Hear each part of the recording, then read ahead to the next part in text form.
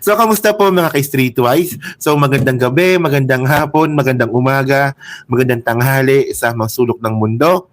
Ako po si Takero Miyamoto at welcome po sa aking munting channel. At syempre po mga kababayan, so kamusta po kayong lahat at sana po mabuti po kayong kalagayan. Okay, so pag-usapan lang natin to saglit. Siguro mga ano lang to, mga at least 15 minutes video lang ito, no? So, 2 araw bago mag-eleksyon. Actually, bukas na pala, no? Madaling araw na pala ngayon. So, 1 araw bago mag-eleksyon, mga kababayan, kinupkup po ng PDP laban si Camille Villar at saka si Amy Marcos. Well, no, pinatagal pa nila, doon din naman pala pupunta. So, nahiya pa yung mga hayop. So, para makuha natin yung gusto kong puntuhin dito, no? Ito, yan, pakita ko na lang dyan, no? So, nabalita ito sa ABS-CBN News. So, sabi dito, no, there is a need for more allies to protect the Vice President from impeachment. The party said nothing that it is practical for PDP to complete the 12 senatorial slate. So, alam na po natin, no, na yung senatorial slate nga po ng PDP laban ngayon is 10 lang. So para makumpleto nga po yung 12, so kinupkup na po nila si Camille Villar at saka si Amy Marcos. At ito so continue muna natin yung pagbabasa sa ABS-CBN News, no. So sabi pa dito, the Partido Demokratiko Pilipino adopted no, inampon Senator Amy Marcos and Representative Camille Villar as guest candidates, no, in their senatorial slate on the last campaign day for the 2025 midterm elections, citing similar values and the need for more allies to protect the Vice President from impeachment. Okay.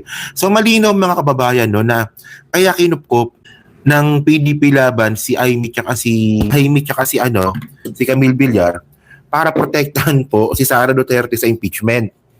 So tingnan nyo ganyan po tayo tinatarantado ng mga hayop na to, no.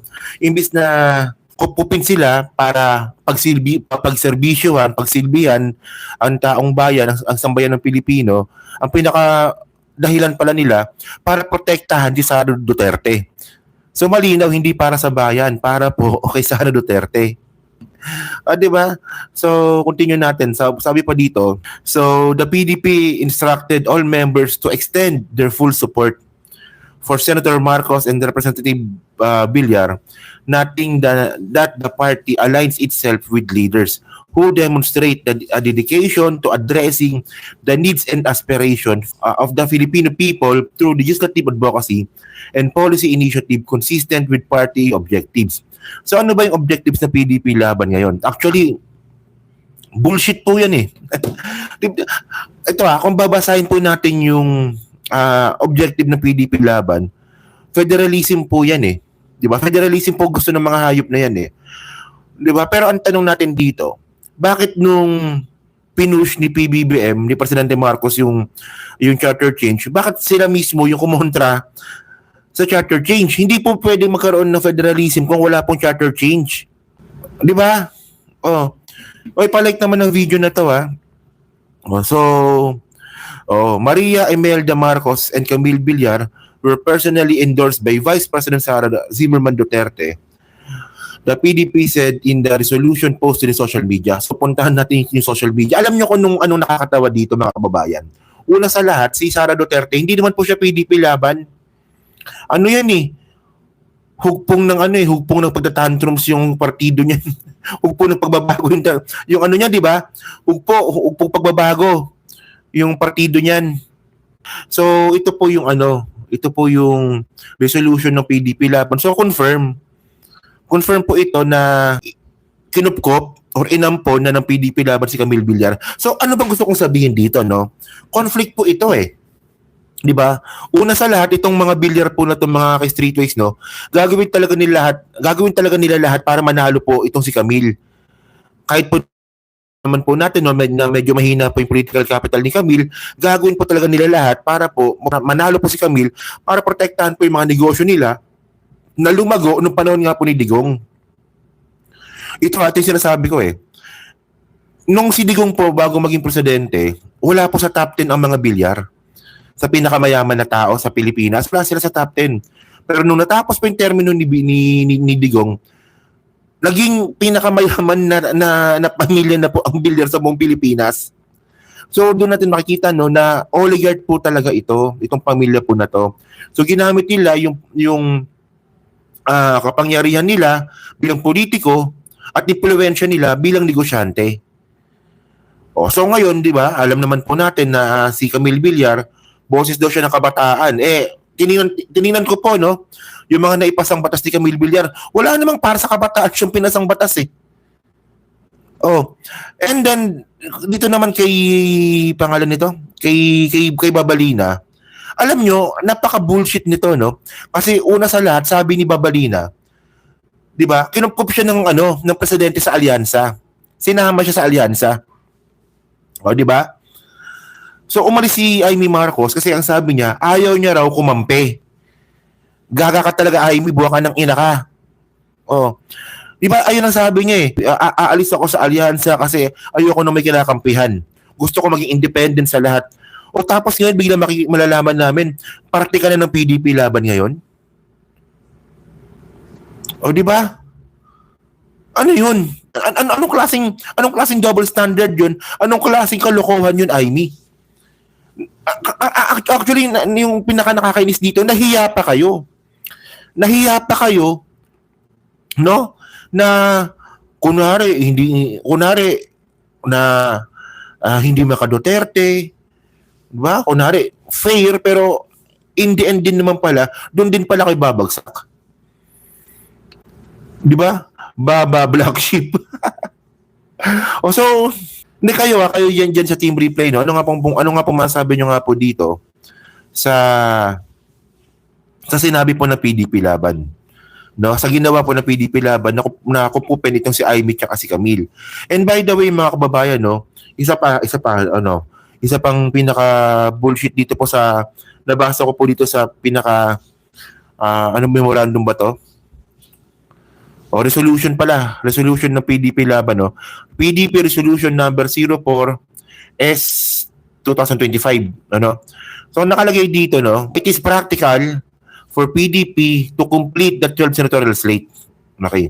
So sabi dito, whereas there is a need for more allies to protect the Vice President against impeachment. Isa sa pinaka-main reason nila kung bakit nila kinupkop si Camille Villar at saka si Amy Marcos para po protektahan si Sara sa impeachment. Alam niyo kung anong klaseng kawalang hiyaan po ito? Ang point natin, mga kababayan, doon na po natin makikita kung anong klaseng bias po ang gagawin po ng PDP laban senatorial bet. Na kahit po na anong hirap po ng gagawin nila Luistro, nila Joel Chua, nila Roch Gutierrez po, itong prosecution team nga po ng impeachment ni Sara, kahit anong hirap pala ng gagawin nila dito para ipakita at patunayan na si Sara Duterte nga po ay makatiang kamay, magnanakaw, baliwala pala yan kasi meron na palang grupo na tumatakbong senador na kahit anong mangyari, poprotektahan si Sara sa impeachment. Nakuha niyo yung point? Bakit pa tayo magkakaroon ng impeachment trial kung mananalo rin naman pala itong mga buhakan ng inang mga tao na to na makasara Duterte? Isipin niyo kung anong klaseng kalokohan to, no? Ipapakita ni Roch Gutierrez o kaya ni Luistro kasi mukhang sila naman mananalo ata, no, sa kampanya, sa eleksyon, no. Papakita nila kung paano ninakaw ni Sara Duterte yung pera ng confidential fund. Paghihirapan nila yan, pagkatapos ang ending pala, sasabihin ng PDP laban, kaya namin binuo ang 12 para protektahan si Sara Duterte. So para saan pa yung trial kung ang ending din naman pala ng mga senatorial balls po na to, huwag ipa-impeach si Sara. Nakuha nyo yung ibig kong sabihin dito? Isang malaking kalapastanganan po ito. Sa sistema po, legislatura, pagdating po sa impeachment. So ngayon, mga kababayan, ang gusto kong sabihin dito, kailangan pa ba natin ng ebidensya? Kailangan pa ba natin mag-isip maigi? Iboboto pa ba natin itong dalawang babae na to? Itong si Camille tsaka si Amy? Di ba? Kasi nakita na natin kasama po, dun po, sa kanilang memorandum, kaya nila binuo yung 12 senatorial balls para protektahan si Sara. Hindi ito para sa taong bayan, para ito sa mga Duterte.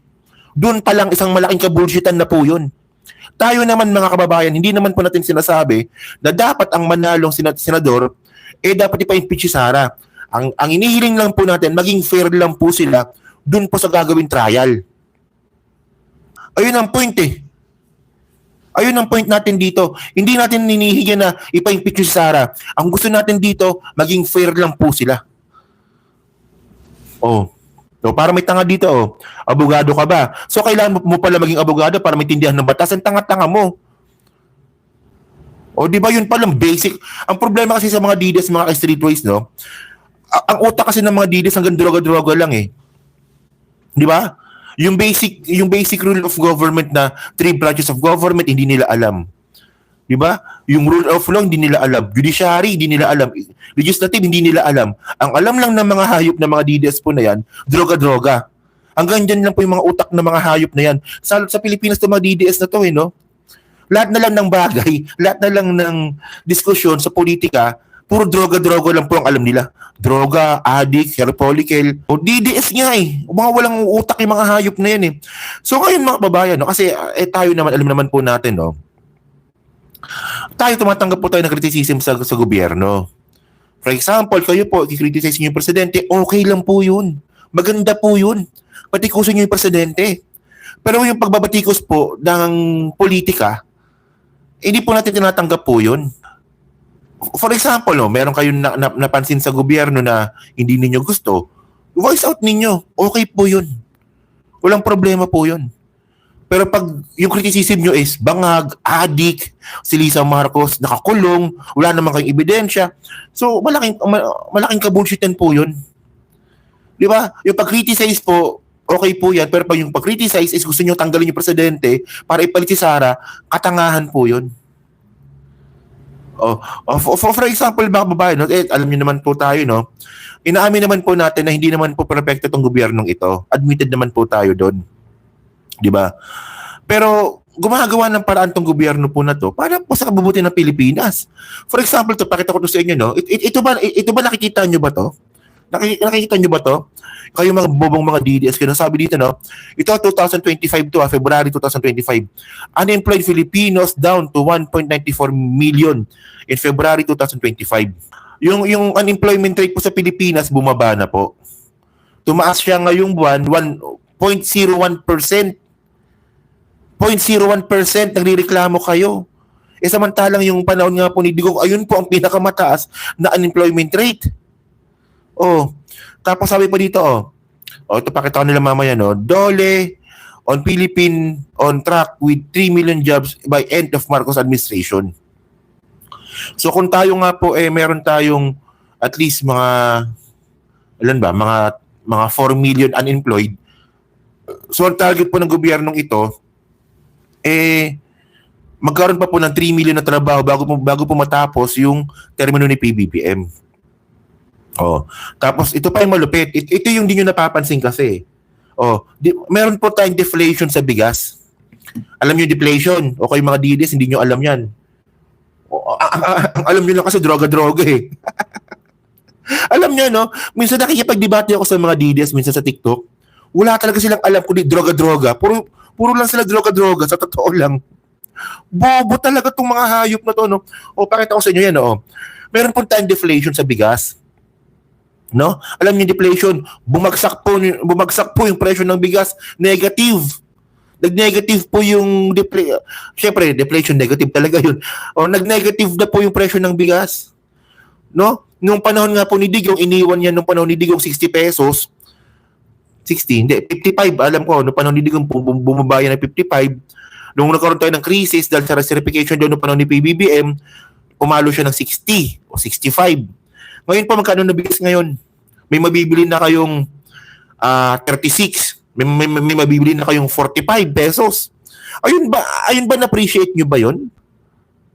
So gumagawa ng paraan tong gobyerno na to para maayos po yung mga buhay natin. Well, hindi siya perfecto, sa totoo lang. Pero nakita naman po natin na may trabaho, ayaw nyo lang tanggapin. Ay, Diyos ko. Hindi kasi kaya ko lang ito nabanggit mga kababayan. Ito po yung ipagpapatuloy ng alyansa ng Bagong Pilipinas. Di ba kung ano ang nasimulan ni PBBM, pagpapatuloy niya po ito, syempre, kaalyado niya yung mga nandun. O yung problema, i-exis na po natin si Aimee tsaka si Camille. Kasi malinaw mga kababayan, no, na ang motivation talaga nila para isama si Camille Villar tsaka si Aimee sa PDP Laban, para lang po pala protektahan si Sara. O, di ba? Ayan, no? So, yan. So, yun lang po, no? Nagulat lang kasi patulog na ako, eh. Medyo nasa nasa outing kasi kami. So, bigla ko nabasa, bago last day ng kampanya, kinupop si Aimee tsaka si Camille. So, abangan natin kung tatanggapin pa to ng dalawa. Diba? Tingnan natin kung tatanggapin to ng dalawa. O, diba? So, thank you mga kababayan. So, hello po kay Lori Mamawag. Hello po kay Danny Reynado. Kay dyan sa mga DDS na yan, mga bubot, mga droga-droga lang ang alam. O, diba? Tapos sino pa ba nandyan? Si Bembo Generoso, maraming salamat, no? Yan, so dyan po sa team replay, no? Ano po masabi nyo nga po dito? Sa pagkupup nga po ng PDP Laban kay Camille Villar at saka kay Aimee Marcos. Para sa inyo ba? Napakaganda bang dahilan nun na ang pinaka-reason pala nila para lang kupupin itong dalawa na to, para protektahan si Sara. Doon pa lang doon pa lang pag-isipan nyo na. Doon pa lang na maawa kayo sa Pilipinas, doon pa lang. Isasama namin itong mga tao na to para protektahan si Sara. Doon pa lang mag-isip na kayo. Oh. So pa-comment lang po sa baba at binabasa ko pong lahat yan. At syempre dyan po sa Team Replay, pa-like, pa-subscribe at hindi naman kalabisan, pa-share na rin po ng video po na to. So thank you mga kababayan. Kita na lang ulit tayo mamaya. Kasi papunta akong Iloilo. Buboto po tayo. Okay. So salamat po. Thank you po. Salamat. Bye-bye.